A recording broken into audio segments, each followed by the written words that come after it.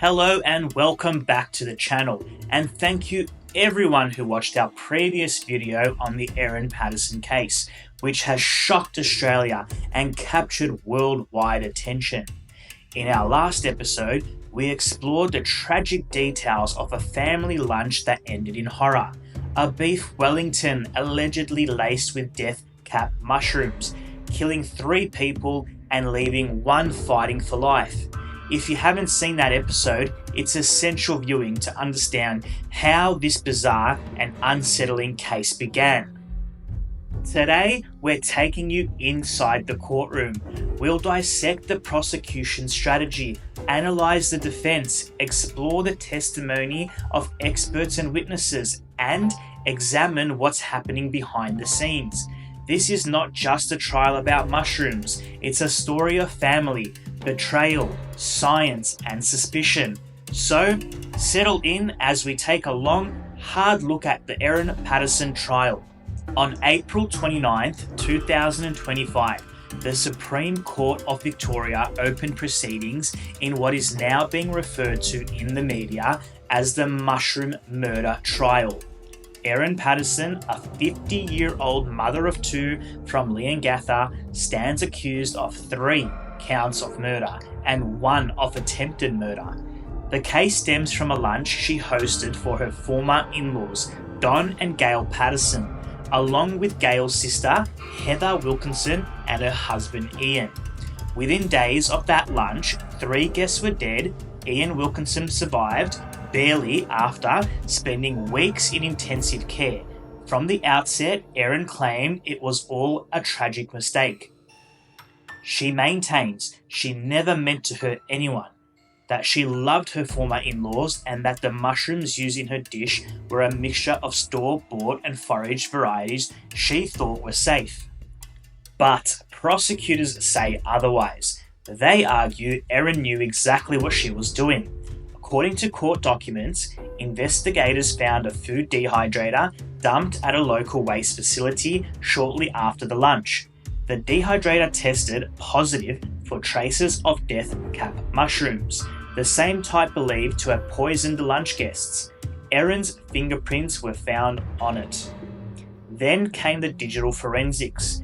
In the weeks leading up to the lunch, Erin allegedly conducted multiple online searches for topics like lethal mushroom dosages, how long for mushroom toxins to kill, and even death cap symptoms. These searches, prosecutors argue, show a chilling level of premeditation. Erin, through her lawyers, has acknowledged the searches, but insists they were conducted out of fear after her guests began falling ill, not before. Let's take a closer look at the opening arguments. The prosecution opened by painting Erin as a woman with a motive, someone who was bitter about her separation from Simon Patterson, her ex-husband, and who held deep resentment towards his parents, Don and Gail. They argued that she viewed the lunch as an opportunity to settle old scores, and that Heather and Ian Wilkinson were simply collateral damage. The defense hit back, claiming Erin had no motive whatsoever to hurt her in-laws. They argued she remained on friendly terms with them, and there was no financial or personal gain to be had from their deaths. Her defense lawyer emphasized the lack of direct evidence proving Erin knew the mushrooms were deadly or that she deliberately fed them to her guests. As they put it, this was a tragedy, not a murder. Testimony from medical experts has been central to this case. Several toxicologists and pathologists took to the stand to explain the effects of death cap mushrooms. One expert described in painful detail how the toxins cause massive liver damage, with symptoms often delayed by up to 24 hours.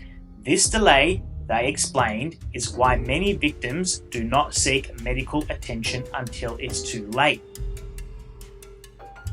To understand the lethality of death caps, the prosecution played a video demonstration from a university research facility showing how even a single mushroom, no bigger than a coin, contains enough ammotoxins to kill an adult.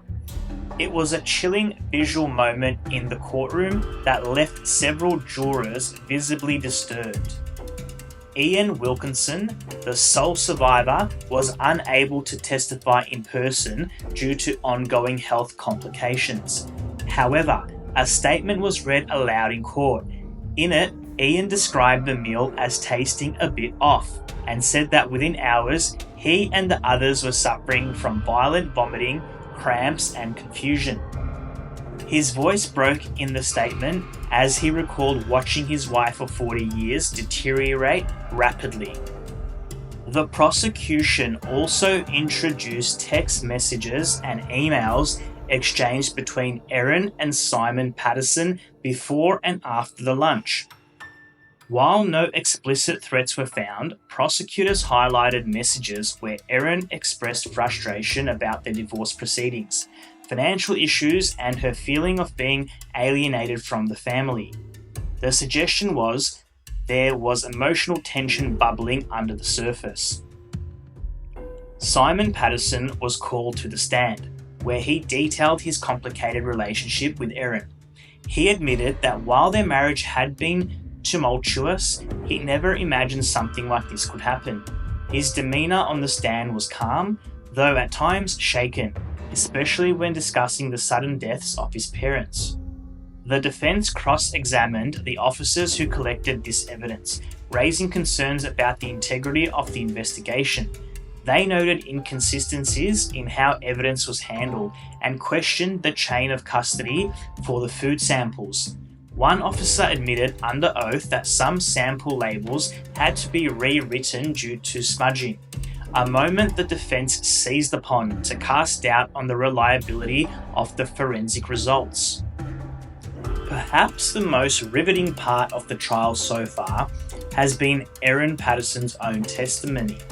Sitting in the witness box for hours over several days, she answered questions from both her legal team and the prosecution. Her demeanour shifted from confident to emotional, particularly when talking about Don and Gail. "I didn't do this," she said, breaking into tears. "I made a terrible mistake. I never knew those mushrooms were dangerous." But under cross-examination, the tone shifted. The prosecutor pressed Erin hard, asking her to explain why she had lied to police in her initial statement. Erin admitted she was scared and panicked, but insisted that didn't mean she was guilty. "I didn't know how to explain myself," she said. "I just didn't want to be blamed." The jury was attentive, even leaning forward during key exchanges. Every pause, every crack in Erin's voice seemed to carry weight. Legal commentators have since speculated that her testimony could make or break the case, either seen as a moment of vulnerability or a performance under pressure. The media circus outside the courtroom has been relentless. Every day, reporters line up outside the courthouse. Sketches of Erin with tear-streaked cheeks have flooded social media. True crime fans and legal analysts alike are divided. Some believe Erin is the victim of tragic circumstances and a flawed justice system. Others are convinced she is a cold and calculating murderer. Public interest in the trial has reignited discussions around the dangers of foraged food. Several mycologists, mushroom experts, have appeared in court and on news programs to discuss just how deadly and easy to misidentify death cap mushrooms really are. Many have called for tighter regulations and public education campaigns. In a surprising development, local supermarkets in Victoria reported a brief drop in mushroom sales, and community gardening groups across Australia have begun offering free mushroom identification workshops.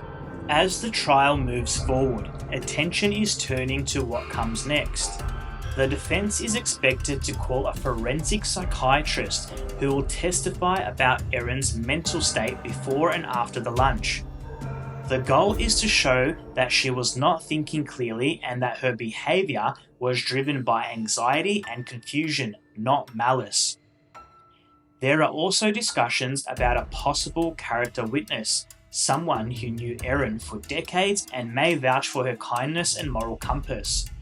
The prosecution has hinted that they may challenge this testimony vigorously, especially if inconsistencies arise. Meanwhile, court watchers speculate on whether a plea deal might still be on the table. While unlikely at this stage, especially with the trial in full swing, it's not out of the realm of possibility if new evidence were to dramatically shift the tone of the proceedings.